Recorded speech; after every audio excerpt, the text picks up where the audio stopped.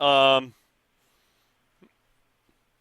no. All right, so we're gonna actually start the YouTube highlight from right here. Uh, we're gonna be going over a few of the bosses that we weren't able to touch last couple weeks when we've been doing this. I've been getting some people asking for help on Light Lation and other bosses, but more than anything, it's just people wanting to know about the PTR stuff, which makes sense. I'm not trying to, you know, uh, be ignoring people, but it's more of a just a, we've got the 1 day a week and kind of trying to go with what's going to benefit the most people. So, you know, once we wrap this up, I'll be able to hopefully get back on the one-on-one basis type things. But so far, past couple weeks, you guys can find these on my YouTube channel. If you missed them, we've went over Mercius, the Fallen Protectors, Neuroshin, Shaw of Pride, and Iron Juggernaut. Those are the bosses that we've covered to this point. Um, this, let's see, I'm gonna. Okay, so today we're gonna be going over. Actually, the other one's better because you guys can't see the dungeon journal like this. So today we're going to be going over Korkan Dark Shaman and probably General Nazgrim, and it's going to kind of depend on the amount of time that we have also, so just kind of bear with me. We're going to start out with Korkan Dark Shaman, and we're going to go over the PTR Dungeon Journal, and then after that I'm going to go ahead and link you guys a video, and then we're going to do a walkthrough on the video and kind of go over the boss abilities, what you need to know going into the encounter and things like that. So and we'll kind of touch on what heroic abilities are added and things of that nature. So first one I said was Dark Shaman. So I gotta find this video. I'm gonna go ahead and let this be buffering. I don't know how this is gonna work out. While I link it to you guys. So here's gonna be the video, but we're gonna be going by the dungeon journal here for right now. All right, so we're gonna open this bad boy up. Basically, overview of this fight. We will actually start it out with here. This works better.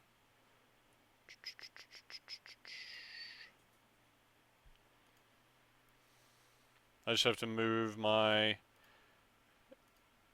camera to the top. That way you guys don't see me twice. Okay. Then we're going to get this started. Okay, so we're going to go over the dungeon journal here in a second about this fight, but pretty much the way that it's going to work, there's two different boss mobs. They each have a different, role in the encounter, and they each start out riding, these wolves or whatever. So, yeah. One change that they did make from the time that this video was made to what's actually live now is that the dogs and the guys start outside, so you don't have to go inside there and pull them. So that was a nice change. It was kind of a pain in the ass to do that every time, but even though that doesn't really, it's just a quality of life change. So pretty much the game plan is, I mean, there's multiple ways to do this. You can tank them on top of each other. You can tank them separate of each other. But again, there's two different boss mobs. They each do their own thing, and there's also dogs at the beginning. And I'm pretty sure every guild is going to go with the default strat of AoEing down the dogs with the mobs at the beginning and then separating them when they start to do their thing, or you keep them together, or whatever. It's just going to be dependent guild by guild. But I just kind of wanted to show you guys the encounter before we start going over it in the dungeon journal. So we're going to tab back over here while this is buffering, and we're going to be going over each of these abilities, and then we'll go over the video a little bit more. Okay, so the Spirit Link basically makes the mobs share health, which means you're going to want to be doing as much damage to you're going to be wanting to do as much damage to each of them as possible. So things like, and what I mean is, like take Protectors of the Endless and Terrace of Endless Springs or whatever. You're not really gaining a ton by putting damage into another one because it's just going to full heal when the other one dies. But on this fight, they share health. So, if you can keep your dots rolling on a second target, if you're like a Moonkin Lock, Shadow Priest, or whatever, or cleave melee, whatever, you're going to be gaining a lot more because they share health. So the damage that you're doing to both is basically like you're doing double damage, right? Bloodlust, this is an ability they get when they go to 25%. The Dark Fang and Blood Claw, these are just the wolves that they come out with. They have abilities in there. It's nothing special. Basically, they do they do a cleave and then a rend on the target that they're attacking, what have you. Okay, the dogs are not really in. I don't know if they intended them to be a huge part of the fight or not, but they're pretty insignificant at the moment, meaning they die within the first, they die with the very beginning of the encounter, more or less. Okay, so not going to harp too much on those. But here's the core of the fight. Is each one of these shaman have totems, and each one of the totems have different abilities, and the totems are activated at different percents and things like that. So, poison mist totem, 85% health trigger on normal. Foul stream totem, 65% on normal, and then ash flare totem, 50% on normal. Okay. Um, and then you can see here, each one of those totems gives each one of these things a different ability. So the Frost Storm Strike from Earthbreaker, this is the tank debuff that stacks. You got to switch tanks around every once in a while. Actually, the iteration that we're going to show you on the video, the debuff was different, but they changed that. I'm not sure if that means they're going to change it again or if it's going to be something that, actually, I forgot my headband. But, one sec. It's like staring right at it.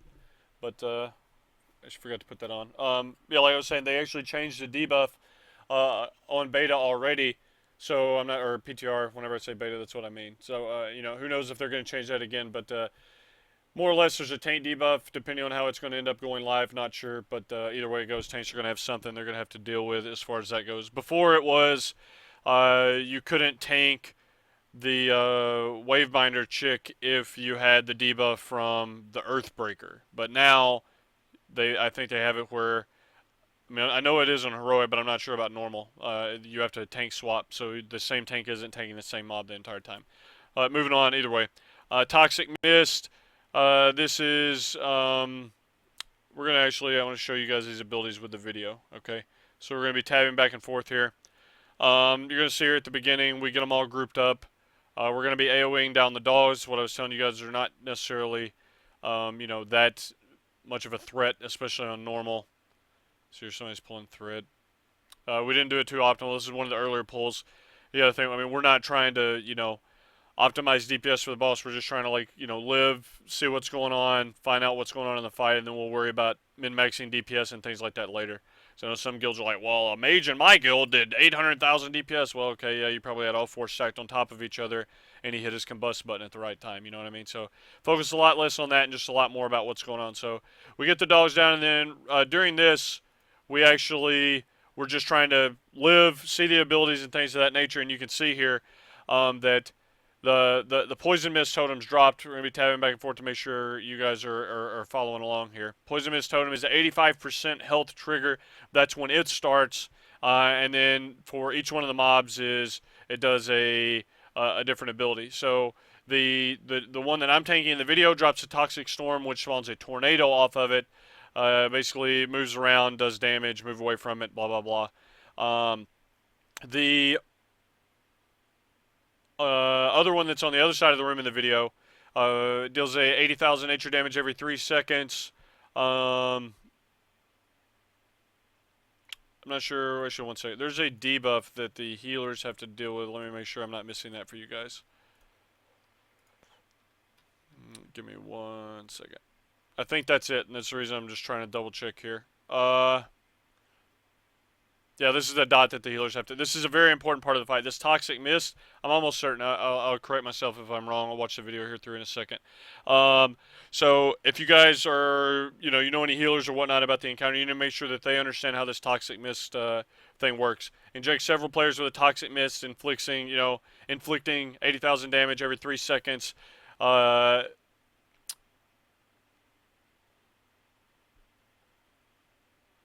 The biggest thing here is the way that it stacks. It's 10% per stack, and 100%. Not sure 100% on actually how the healers are dealing with it. I just know that was a critical part for what they were focusing on. I'll be able to provide a little bit more insight on the other areas, but as far as that, you'd probably end up having to ask a healer about how it works. I just know that it is an area of the fight where you're going to want to pay attention to. But you can see here the toxic clouds along with the tornadoes.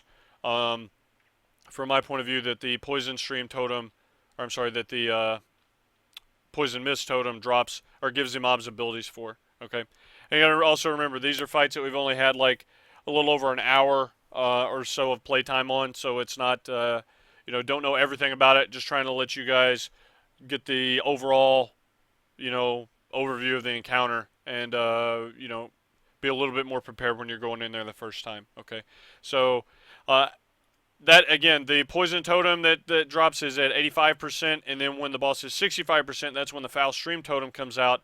And I know the one that I'm tanking does a foul geyser, which spawns foul slimes. You'll be able to see that here in a second. Now, this is another key part of the fight. Um, the way that these ads work is anybody that's within 3 yards of them is basically going to die. So you're going to want to be killing them from a distance, if that makes sense. You'll be able to see that pretty clear here in the video. And, you can use little neat tricks to, get in there and do some damage with immunities and whatnot. As far as what the other one gains is a stream of foul liquid. You'll also see that maybe in the corner of the video. So what mine's doing is putting a debuff on somebody that spawns ads, and what the Earthbreaker guy's doing is putting a foul stream on the ground, which is a long line of green slime on the ground. Okay, so we're actually going to tab back over to the video, and I'm going to get you guys caught up with these abilities. Outside of that, the one other thing to note, I actually don't think I went over this, is the chick that I'm tanking. The Wavebinder Shaman, she's just channeling Froststorm Bolt at me, so it's a lot of magic damage on this tank. But, like I said, depending on how the debuff goes live, you'll end up swapping tanks around, so it's not like you can just say, okay, well, let's have a stamina-based tank tanking that chick, and then the other guy's mainly physical damage. They end up swapping around. So, anyways, she hits the threshold to do the poison, or the foul stream totem, the poison stuff, so you see these ads spawning. And I'm pretty much just pop diffuse magic and get in there and kill as many as I can. But if you don't have a cooldown up, you can't really do things like that. So pretty self-explanatory. They do a lot of damage if you're standing on top of them. Remember, it's a 3-yard radius around them. Each one of them doing 100,000 damage. So you can see how that adds up pretty quick. And the shitty thing about this fight is a lot of these things don't despawn. And if anybody's curious of what changes on heroic, like I mentioned, the debuff changes. There's also tombs that spawn all throughout the room constantly. So that's the main difference. So you run out of space like really fast. So you think you've got real estate issues on normal, it gets nothing but worse on heroic. So see, she's doing more slimes here. I'm just kiting these because I don't really have a cooldown to go in there and DPS. And again, it's very primitive. Who knows what the fight's really going to be doing? And you actually can see over here in the corner this red area of like meteor landing thing. I'm horrible with names, so I'm going to tab back over and get the name of this. Let's see.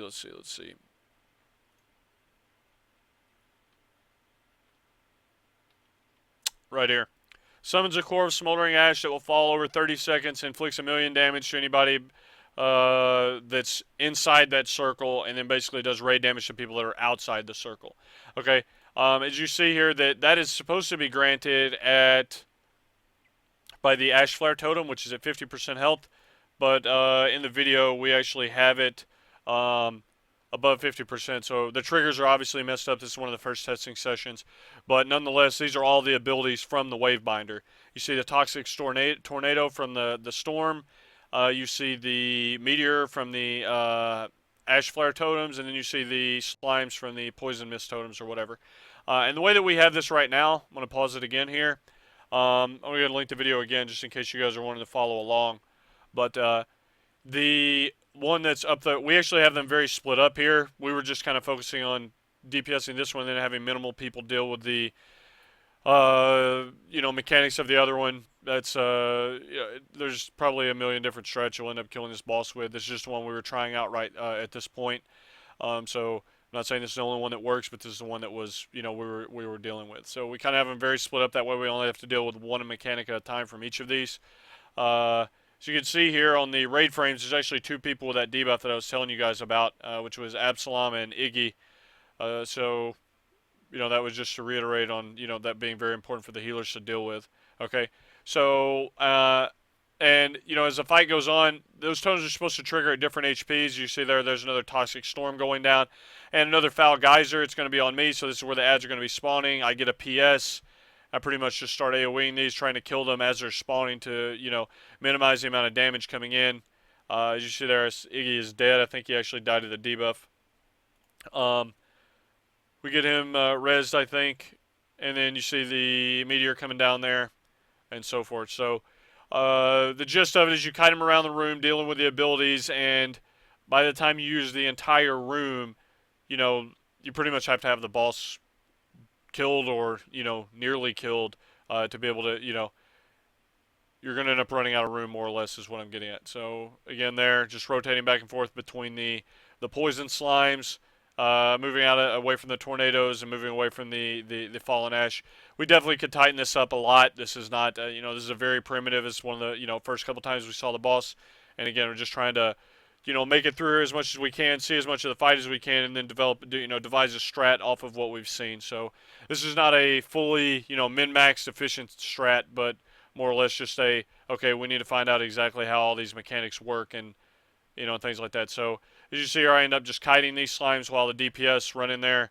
You see the warlocks doing their demo thing, trying to make sure they don't get too close, and they're able to do a lot of damage. You can see there Shinna and Zenin in there doing work on the ads. So the storm clouds actually disappear over time, or they were in this build at least. I don't know if that's actually going to stick or not. They may end up staying, who knows. So we end up basically making an entire rotation around the room. So here we are over here, back at the beginning, and ready to do an entire new lap. So this is below 50% now. This is when 50% is whenever you should have started getting the Ashen totems. And some of the other abilities you can't fully see in this video because we have them split up. Again, the foul stream from the other mob, that's what the poison totem gives it. And instead of dropping a meteor, he's going to be summoning a line of earth elementals. Maybe we'll be able to see that here in a second with the video. So we're going to fast forward here. It's a lot of rinse and repeat for now. We're going to fast forward until we get to a little further in the fight, and hopefully we can get, at least when we're wiping maybe, let you guys see the rest of it. Alright, okay. She is 28. We'll actually get to see the enrage here, berserk, whatever you want to call it, when she has 25%.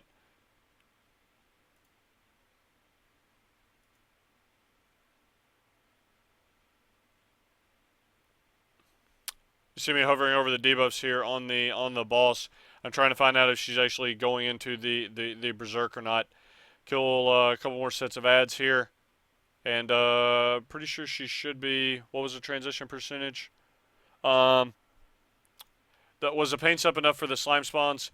It was enough if I combined it with something else like a guard, a glyph guard or something like that. It's enough because I mean the thing about the slimes is you got to get ahead of them. You know what I mean? You don't want them all to spawn and then be going in there trying to kill them because then you're just going to get blown up. You want to they spawn at like a periodic rate, so you want to try to blow up as many as you can as quick as possible. That way they're only spawning 2 at a time, and that damage is definitely healable and you're able to deal with it. So it's not you're not taking that much damage. But if you wait for like all 15 to spawn or however many it is, and then you run in there, you're just going to get murked. Says 25% here, but I actually don't see her going into it here in the thing. I'm looking at her buffs trying to find it. This is legions, or these are debuffs here. Maybe it's not showing up on the default raid frames. I'm not sure. We're going to fast forward here, but either way, at 25%, that's whenever she goes into the frenzy stage. So she starts hitting a lot harder, and that's when tanks are going to have to be dealing with those specific mechanics. I'm trying to fast forward here and make sure that we can let you guys see the other mob here at the end. Probably, I'm guessing, we get it grouped up. Oh, okay. Perfect. I was trying to find a spot in the video. You can see right here. Okay. So I'm going to turn the camera. Perfect view of what the other mob does instead of spawning the green slimes.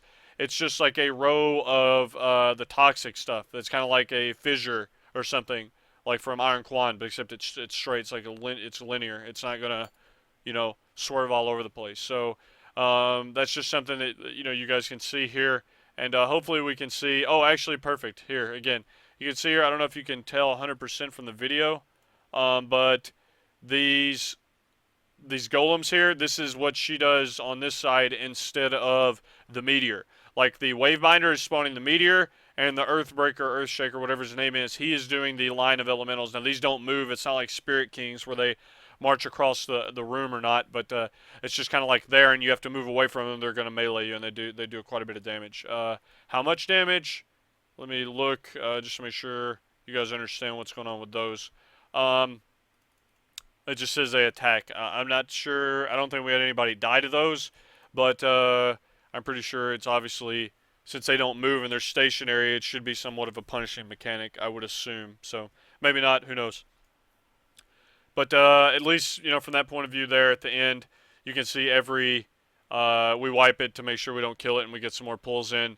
But again, you can at least see how all that stuff works in the fight. You can see there again, he summons them in a perpendicular line to where he's at. Okay, so that's the Dark Shaman fight, and again, there's going to be multiple strats on how you can deal with this. You can be one of the guilds that stacks the bosses up and things like that, or you could be do like we do here. What the strat we were using is much more of a controlled strat.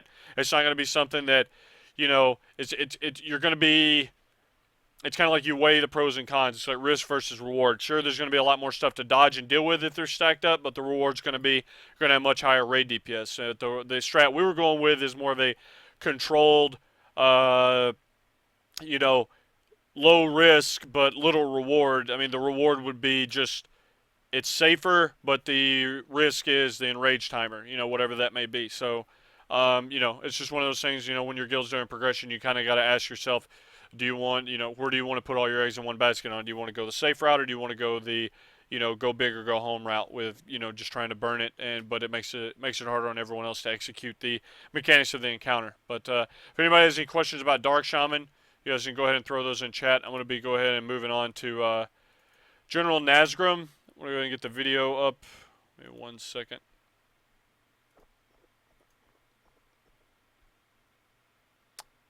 Nazgrim.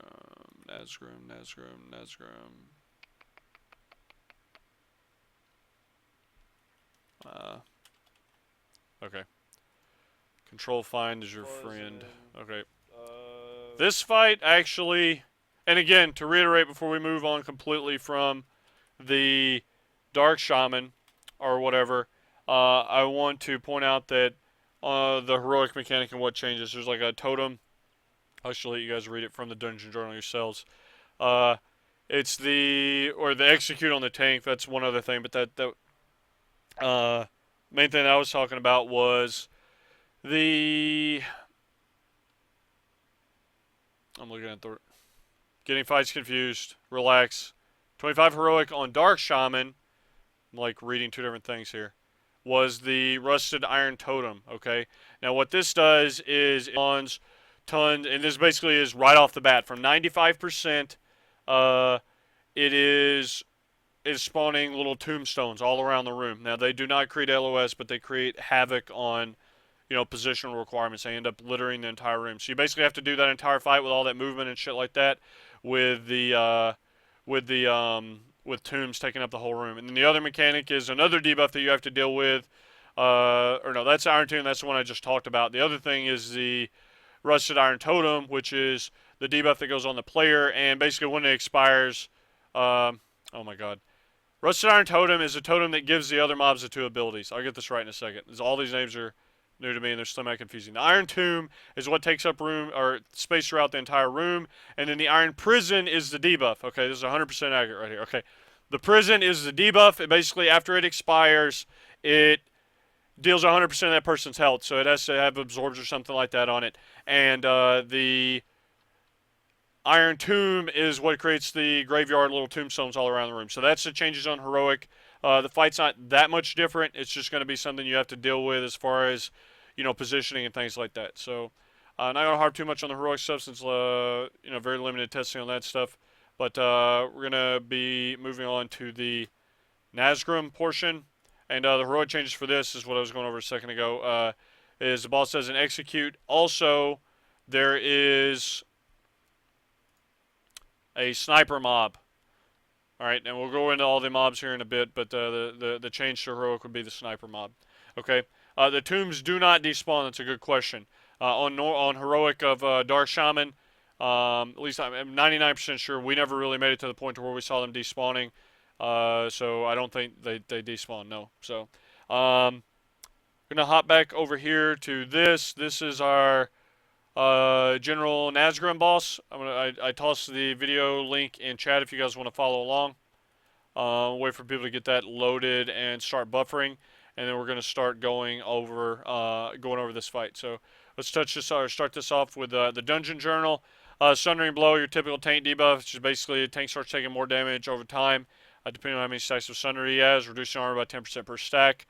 Bone Cracker, this is a very key debuff that everyone in the raid needs to, like, if you guys, like, every fight has, like, or not every fight, but the majority of fights have, like, that debuff, if you know what I mean, like, for everyone to be aware of, if you have that debuff, you need to know. All right, now this fight, that's pretty much it. Like, that's the debuff, because you have 35% reduced maximum health. Okay, which is the way that they tune the fight is, if you're getting hit with other elements of the encounter, if you're at 35% reduced health, you're in a dangerous place. All right, so make sure you guys have something to track whether or not you have Bone Cracker. Okay.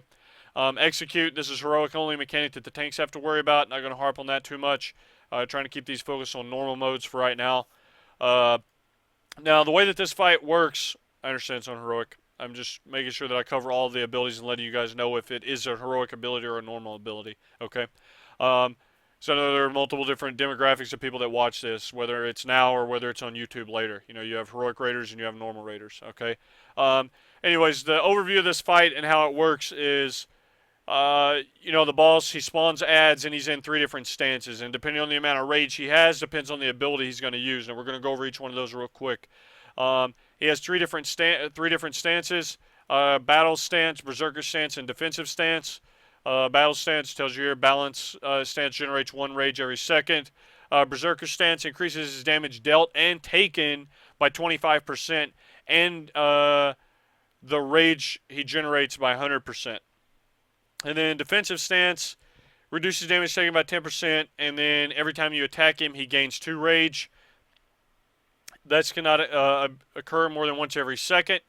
And then players who are affected by Sundering Blow do not cause him to generate rage. Now, the key to that last little part is, okay, if your strat revolves around stopping DPS to keep him from gaining rage, because remember, depending on how much rage he has, depends on what ability he's going to be using. Now, if you're going with a strat where you're going to stop DPS and have a 100% controlled, like, rage game plan, you're going to, the tank can still attack to deal with his active mitigation. So let's say the Death Knight still needs to attack to generate runic power, or attack to get his blood shield up, or the monk needs to keep his shuffle active, or the paladin needs to get holy power, or the warrior needs to get rage or druid.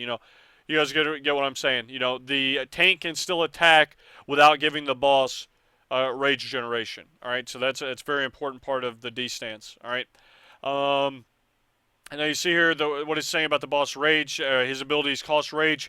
Now it says he prefers to use an ability with the highest rage cost. Now, if you're doing this encounter, you pretty much need to understand what each one. He has 4 different abilities. He has a shockwave. He can throw a banner down. He can do a war song, or he can do a ravager. Okay. Now, they changed this up from the initial build because the Ravager used to be the 75 rage ability, and the War Song was 100 rage, or 70, sorry, and the War Song was 100 rage ability. All right, so, but they flipped that. So now, who knows what's going to go live? Maybe they're, trying to tweak around with it, and they'll tweak it again. But personally, I liked the War Song being the 100 rage ability, and the Ravager being the 7. That's what I liked more, because it just kind of felt more fluid depending on how you were doing the fight, and that's and whatnot. But the aftershock, the aftershock, the shockwave, and then it does the aftershock when it lands. This is what costs 30 rage. This is what he's going to be doing more often than not, and you'll be able to see it here in the video. In fact, we're going to tab over to the video. I'll let you guys kind of see the fight so you get a little bit better understanding of what I'm talking about when I'm going over it. When you pull the encounter, tab back over to the Dungeon Journal real quick. You have all of these different mobs. Okay, there's 4 mobs on normal, and then the sniper is added on heroic. Now this Orgrimmar Faithful here, this is just like a flavor mob. He's only there at the beginning, and we're gonna tab back over here. And the reason I'm showing you guys these are your Orgrimmar Faithful. Now they die at the very beginning, and that's that. That's the end of it. All right, so you see here we do the pull. Just AoE down all these mobs at the beginning, and that's the only time during the entire counter you will see the faithful mobs. All right, so We pull the boss, blah, blah. He starts out. It tells you right there in the middle of the screen he is in battle stance. Now remember, this is a balanced stance. He's just gaining 1 rage a second, and that's that, okay? He puts a Bonecracker debuff on someone. Dog's jumping on my bed again. But you see here, he jumps out. He does a shockwave, and you see right after the shockwave, here's the aftershock, okay? So, you know, you just have to be, the aftershock, I'm pretty sure the pattern is dynamic. It can kind of change the, what's the word I'm looking for, the angle of what the shape is it hits on the floor. That X can be a lot more of a, like, tighter shape than that at times. You see he did that at 30 rage, and it reset. It costs him 30 rage to use the ability, then he goes back down. Then we're going to be on him here. Again, 10-man normal. His HP is dropping pretty quick. He's already at 88%. Tanks are swapping based off the Sunder stacks. I'm going to back this up real quick so you guys can see this. He sees at 34 rage. He leaps to do another shockwave that does the aftershock. You see there the pattern of that is much different than the one that we saw before. So it's not always going to do the de facto, X that you saw initially. It's just kind of like a little area that you have to move out of. Oh, one thing to mention about that is we're going to go back over here. Every player that gets hit with that, he gains 3 rage, okay? And also deals 400,000 fire damage to people that are standing inside that. But another part of that is it also makes him gain rage, okay? So just something to mention there. And you see here the ability that he does when he's at 50 is the banner. And you'll see that here in the video. We're going to tab back over. I'll let this play out here. And the thing is, he has like a cooling off period, and we're going to see this. It says he can't cast another ability for 15 seconds, okay? Now, the reason that this is important is, it's like, okay, well, how would he ever use another ability if every time he gets to 30 rage, he does a shockwave? Well, that's because of the cooling off ability. He can't, jump, do a shockwave at 30. He's going to be above 30 rage in 15 seconds, if that makes sense. So he's steadily going to be getting higher and higher. And then depending on the stance, when he goes into defensive stance, you attack him, he's going to gain even more rage and things like that. So it just kind of all synergizes pretty well with the fight. We're going to go ahead and let the video play here, and you guys can kind of see it. And also, there's ads spawning. We're actually going to go over each one of these ads real quick while I'm thinking about it.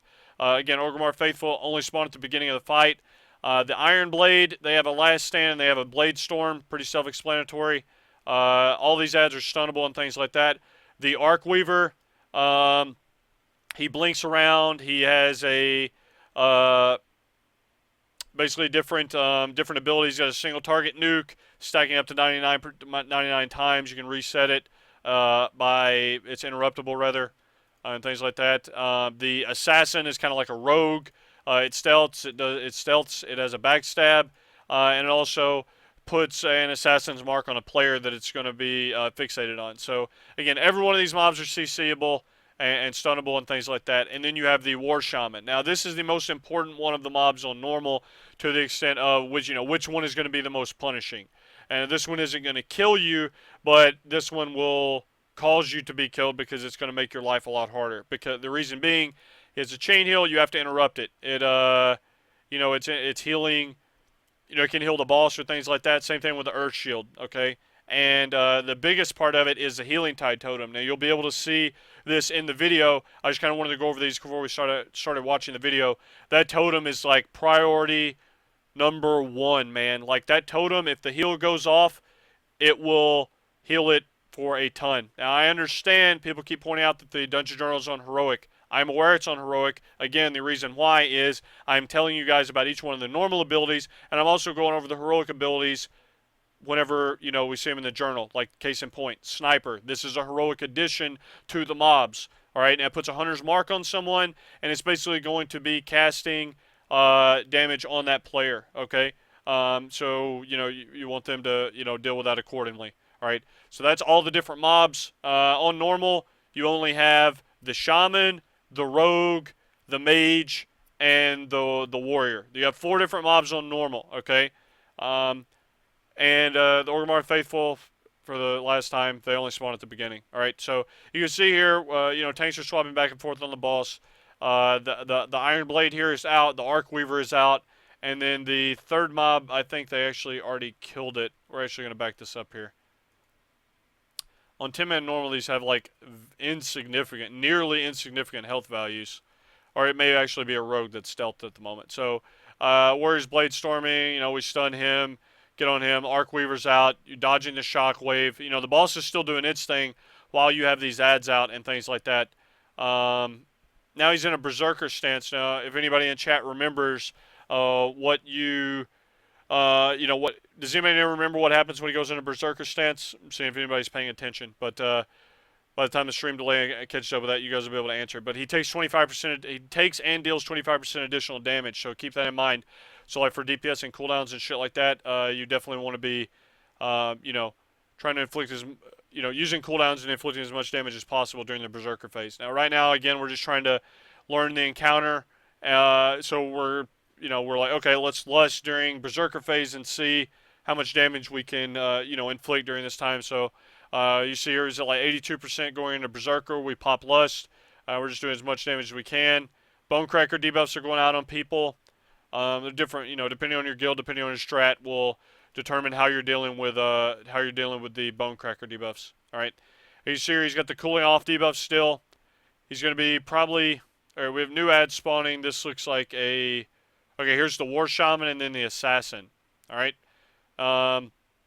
You see we get out here on the War Shaman. Hopefully a totem spawn so I can show you guys what the totem looks like. Okay, bam. Alright, so if you don't kill the Shaman quick enough, this is, it's going to spawn a totem. And if that totem gets out, you need to switch to it immediately. Alright?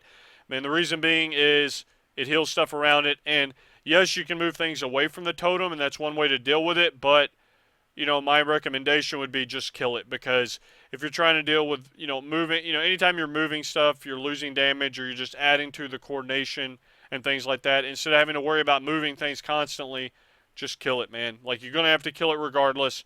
Totems up, DPS get on that. It has, what is that, 1181, what was that, 1.1 mil. So it doesn't have a ton of HP. You see here we're killing the rogue. We're not worried about min-maxing damage, just trying to make it more into the fight. It's one of the first times we saw it. You see more debuffs going out. You see here, Absalom has 2 stacks of Sunder. And then we have 2 people with the debuff. Okay. And yes, the totem is percent-based. It is 30%. That's what the Dungeon Journal says. I don't really know if that's what it was on Heroic. I just know if a heal goes off, you're pretty much screwed. Okay. So we're going to hit play here, and okay, here's the key part to the fight. Now, this has changed since when we did it on the video. All right, now, what we were doing is at 100 energy, he did the AoE. But now, when he hits 100 energy, he does the axe. All right, so what we want to do is the axe is the most annoying mechanic of the fight, because the axe is there permanently. All right, so we wanted to avoid getting as many axes as possible. We wanted to do anything but get the axe to spawn. So we forced him to 100 energy ASAP. Excuse me, before he did his next ability. And the result of that is you see him here casting War Song.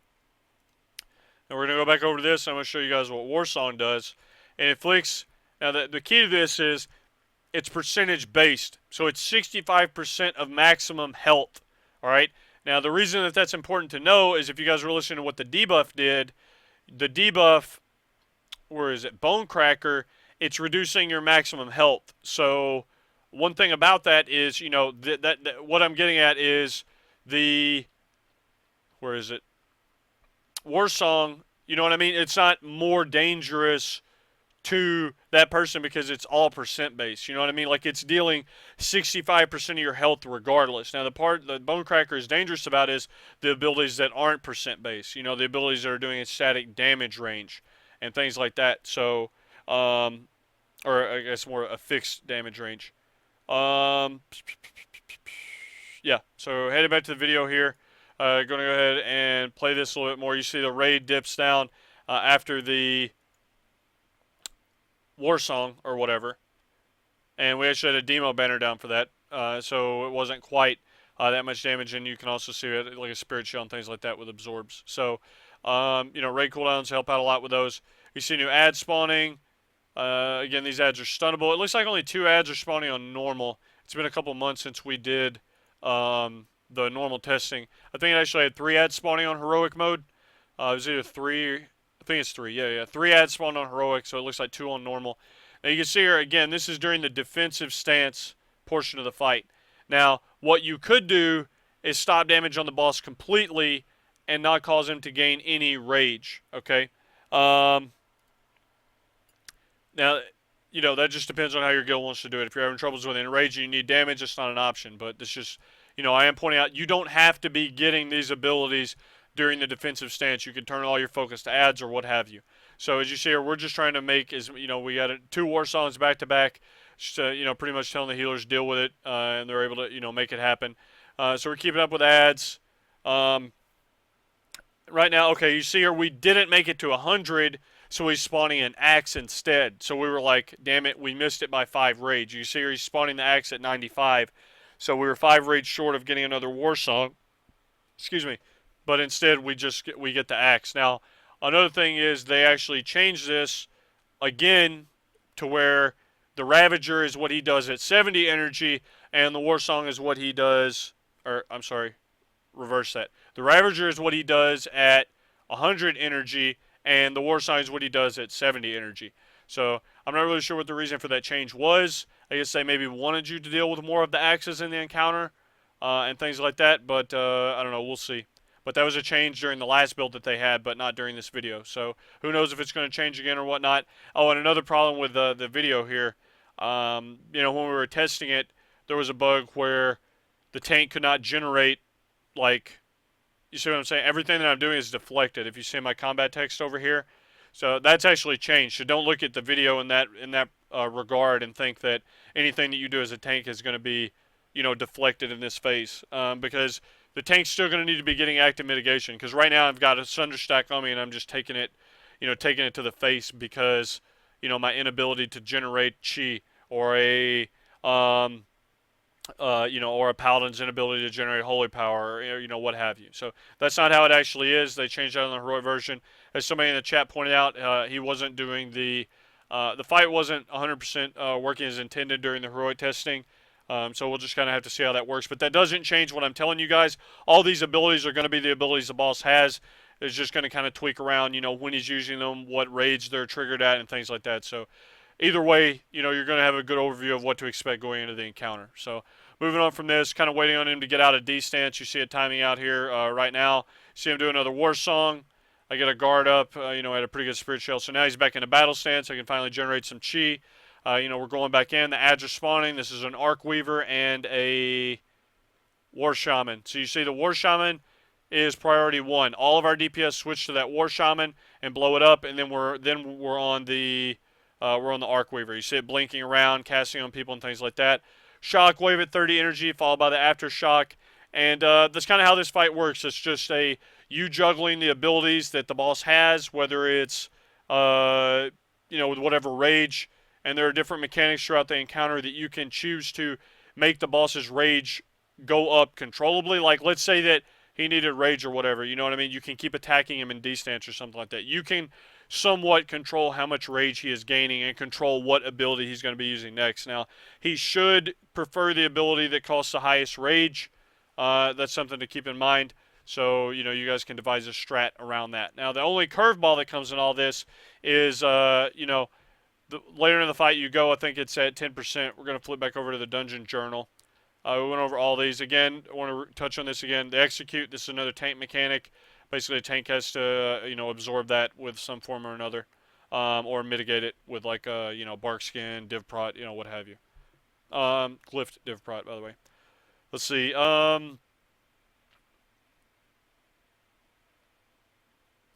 went over all this stuff. The sniper, that's the heroic edition. Trying to find out where it. Okay, here it is. At 10% health, the boss will call in an additional wave. Now, the reason this is key is because, especially the way that it's tuned on heroic or things like that, you guys know how these fights work. You're going to want to be, you're going to have to more or less control when you're hitting 10% because, anytime you're doing heroic bosses and things like that, it's going to be tuned to the point to where you're kind of strapped for damage at any point in, any turn in the encounter. But what I'm getting at is, it's going to be hard enough to keep up with one wave, probably. This is all assuming, all right? But let's say that it's going to be super hard to, kill a wave before the next wave is coming out while maintaining the needed DPS on the boss. But at 10%, he's going to spawn an additional wave. Now, 10% is actually still a lot of HP on these bosses these days. So, one thing to keep in mind there is it's not like, oh, let's just ignore the ads. You're going to have to figure out a strat and a way to, devise a way to deal with that double ad spawn. Now, whether that's killing all that entire wave before the next wave spawns and then killing that one too and then getting on the boss, or whether you're going to try to CC it, whatever. There's multiple different options. All these strats, every boss has multiple strats that can be done. That's the beauty of it. But I'm just letting you guys know that's going to be where you start running into the roadblock in this encounter. It's when you get that double ad wave. If you're able to keep up with ad waves, the fights rinse and repeat. The only thing that's going to get more difficult is you're going to probably start having more axes throughout the room to limit the amount of movement that you can have and things like that. But you need a strat, like a game plan for what you're going to do with that double ad wave spawn. So we're going to go ahead and let this play here. I'm going to fast forward. So like I said, there's a lot of this is like repetition, repetition, repetition. You got to get good at CCing the ads, prioritizing the ones that need to be prioritized, killing totems, getting your interrupts, things like that. Tank swaps have to be on point. Make sure you can control the rage as much as possible and things like that. Oh, I'm actually glad that I paused right here. Okay, so you can see right now the boss is spawning the banner. This is the first time that he spawned the banner.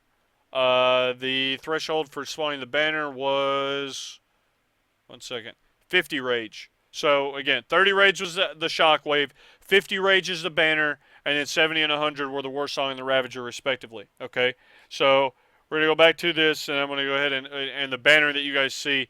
And the one thing I would say about the banner, I don't know if Blizzard or was paying attention to it or not, but the HP they have is like insignificant, man. I mean, like just it dies like literally, it dies like so quick. You can see here once we actually swap to them and kill them, they're pretty much dying instantly. Now there was a problem with like nameplates here. You saw that one that spawned was like insta killed. I'm not actually swapping to them here in this video. So then this is whenever there was like a targeting issue because they were like, I think the nameplate was there or whatnot, but it was like way up here. Like I had to tilt my camera like down on the ground. So we were just like not really dealing with it. I mean, it wasn't even punishing, when the thing was out. But again, that's probably because this is, on normal mode. But what the banner does, just to go over it, every time that one of the ads hits something, it generates 3 rage for him. So it's basically like you can leave the banner up if you're trying to feed him or funnel him rage or things like that. But it's just something to think about. All right. As you see there, people in chat are already talking about, you could maybe try and burn the boss and deal with the ads, or you could burn the ads and just then get on the boss or something like that. But, yeah. Go ahead and let this play here. I'm going to see if we actually get to the 10% mark. I don't know if we do on this pull. Oh, so you see me here kiting. I'm trying to kite away from that blade storm, things like that. See there's stun at the Ox Wave.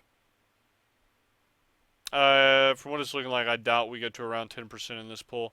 You see here, stuff starts getting a lot more hectic the later in the fight you go, especially if you've got a lot of these axes floating around. Now, you see a Healing Tide totem out there. We have 1, 2 axes floating around, 3 axes floating around in the room. So, the longer you're in the fight, the more difficult it's going to be.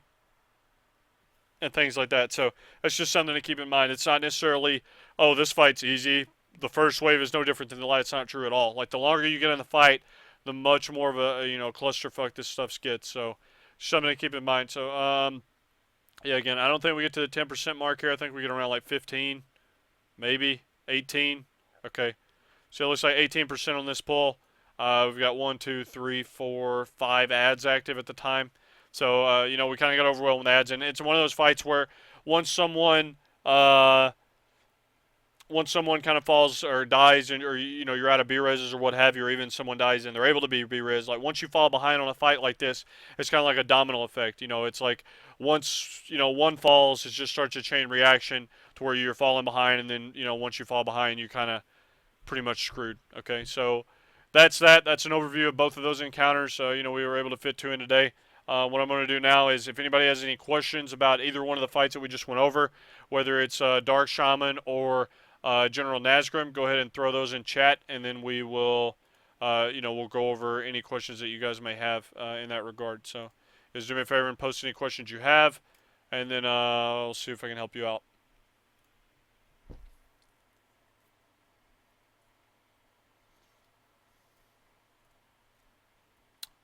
In the meantime, while I'm waiting on people to post questions, I'm going to go ahead and link my Twitter. And one thing I want to ask you guys to just take a few seconds out of your day to go ahead and follow me.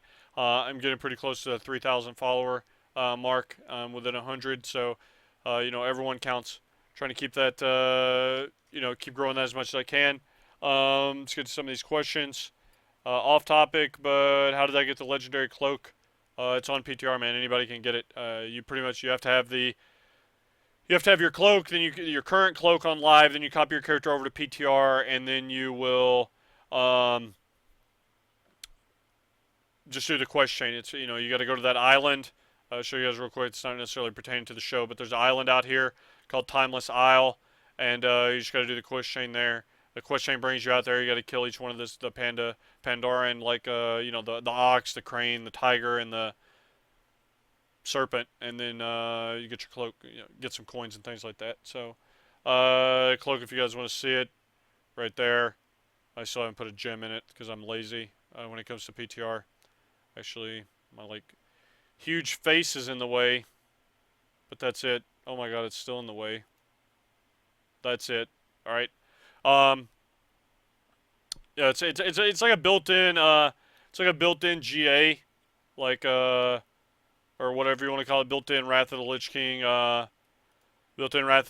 Ardent Defender from like Paladins or whatnot. So it's pretty nice. And I know some people were asking about like Purgatory. How did it react with Purgatory? I was kind of doing some testing on my DK. It is independent of Purgatory. Like you can proc your cloak. I think it works like the cloak proc has priority over your Purgatory. Like I'm pretty sure that's how it works. Don't quote me on that, but I'm like, when I was doing it during one of the boss testing sessions, I was noticing my cloak proccing before my Purgatory would proc. So that's nice that it doesn't proc both at the same time. Okay. Do I know the range on the Healing Tide totem? I don't know if it says in the dungeon journal, but I know it's like semi close. Let me see if it says in here for you. 8 yards, bro. 8-yard range. So that's just something to keep in mind when it comes to that. So like I said, my best advice to you with that Healing Tide totem is if it gets a totem off, don't try to move stuff away from it. Just have people swap and kill it, man. Like that's going to be your best way of dealing with that. Okay. I feel like there are enough impale mechanics to warrant the legendary proc from the cloak, or should Brewmaster stick with the DPS cloak? This is actually a good question. I'm not sure if how they're going to work it is if tanks are going to be able to get the DPS cloak or not. If they are, I'm sure there would be. But the thing is, I think once you pick a cloak, you're kind of stuck with that cloak. I'm not sure if I can trade this one out. But if you can, it wouldn't really be that big of an issue. People just pay gold, swap cloaks or whatever. But if you can't and you're stuck with one, if you're stuck with one and that's it, that kind of changes the dynamic a little bit. So I'd say overall, I don't know. It just depends, man. It depends on what you're doing. Like, say for us, trying to push world first and whatnot, it's kind of like one of those things. I don't know. I mean, ultimately it comes down to the fight. You know what I mean? Like, you're going to put all your eggs in one basket one way or the other. You're going to either get a little more damage from your tank, and with Vengeance getting nerfed and things like that, will the percent gain be as much as it is now, or will it not? Who knows? But there's the safe bet is to go with the actual tank cloak, because that's going to be, it's going to, be the safe bet, because, at the end of the day, sure, the tanks, you're going to want to be doing the maximum amount of damage, but it's like one of those things where it comes down to your number one job as a tank is to stay alive. Now, if you're dead, that's a big problem. I mean, and what I'm saying is it's a little more to it than that. It's not like, oh, the tank's dead, get a B-res. A lot of these fights, if a tank dies, somebody else is instantly dying, or, something bad is going to, basically, once a tank dies, your chances of wiping go up exponentially. So, that's the long answer. Short answer is, depends on the fight, what cloak's going to be better. You're just going to have to pick and choose one overall. All right. Um, let's see. How come I don't say booted up anymore? I don't know. I actually don't avoid saying it. I guess, haven't said it that much anymore. But thanks for pointing it out. I'll try to throw it in sometimes because I know I used to use that phrase a lot. Um, yeah, this guy here is saying the tank cloaks are the. Does anybody know if the DPS cloak works for tanks or not? I'm not sure. I would like to see. If I mean, who knows what it does right now? I'm more curious how it goes actually on live. What do you think about the size of the runes from a 25-man perspective? We have trouble with the space on Dark Shaman on 10-man. 25-man on Nazgrim would be a problem too. Now, one thing about that, I mean, that's a good question. It's like an age-old debate, like, well, 10 versus 25-man is the same or things like that, but it's never going to be the same, not just from a difficulty standpoint. I'm not saying one's harder than the other one, but from a, real estate standpoint, you know what I mean? Like these fights can be harder or easier depending on the difficulty, depending on the encounter. So, what I'm getting, without getting into a whole can of worms with that question, just so you know, I mean, it's depending on the fight, it just depends on whether or not it's going to be harder or easier, whether the room needs to be smaller or bigger. That's what it comes down to. Okay.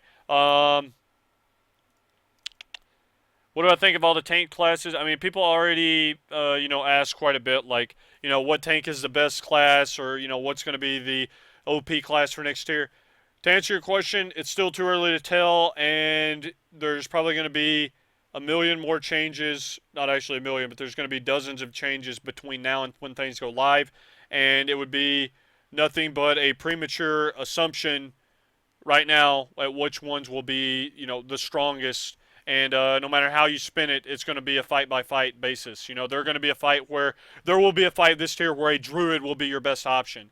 There will be a fight where your paladin will be a best option, a monk, a warrior, a death knight. You know what I mean? Like every fight is going to have a tank that excels better than the other classes. But the way you kind of have to look at it is what tank is going to excel more consistently over the span of the entire tier.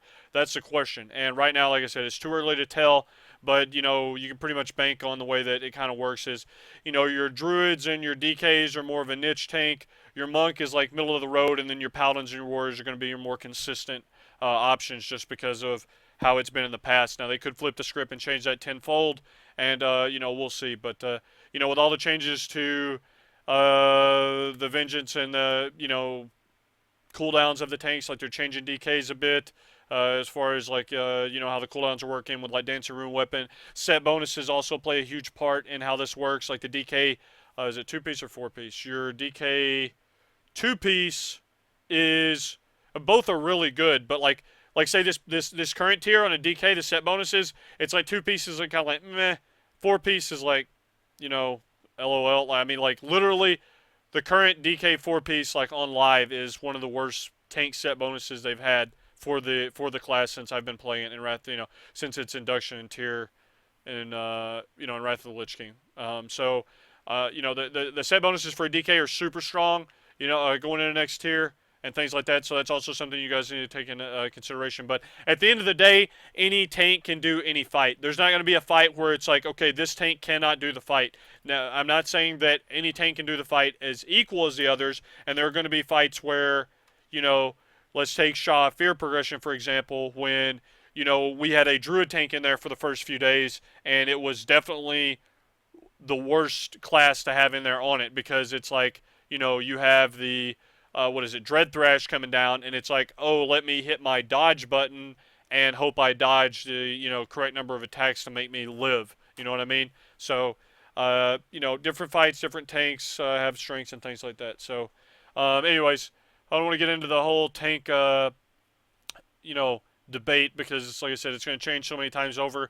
Once this comes to an end with like the PTR testing, I have no problem sitting down and talking about it then. But right now, it's too much in the gray area. So, anyways, hopefully you guys learned some stuff from the PTR boss walkthroughs. I'll have this uploaded on YouTube. So we went over 2 more bosses today. So just go to my chart here. I'm going to go ahead and list the bosses that we have went over at this point. We've went over 7 bosses total. The first one was Immersius. Then we went over Fallen Protectors, then Neuroshin, then Shaw of Pride, then Iron Juggernaut, Korkron Dark Shaman, and then General Nazgrim. So we pretty much went over half of the Siege of Orgrimmar bosses, and every one of these will be uploaded on YouTube. So if you guys are in a guild that is looking for ways to educate other people that didn't have the chance to be on PTR, you were able to be on PTR, and you just want to make sure you didn't miss anything or just kind of brush up on the mechanics or anything like that. What I'm getting at is make sure you're linking these videos around to each other and helping each other out, because that's what they're there for. They're not here to make me millions of dollars. You know what I mean? Like, I'm not getting that much from putting these on YouTube. You know, it's a few cents here and there. But, these videos, I'm putting them out there every week for you guys to know about the encounters.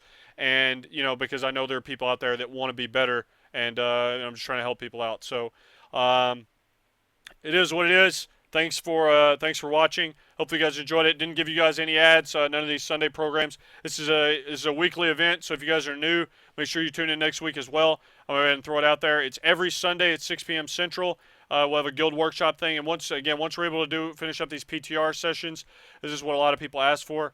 I know there are I'm getting notes from people out there asking for help on Lation and things like that.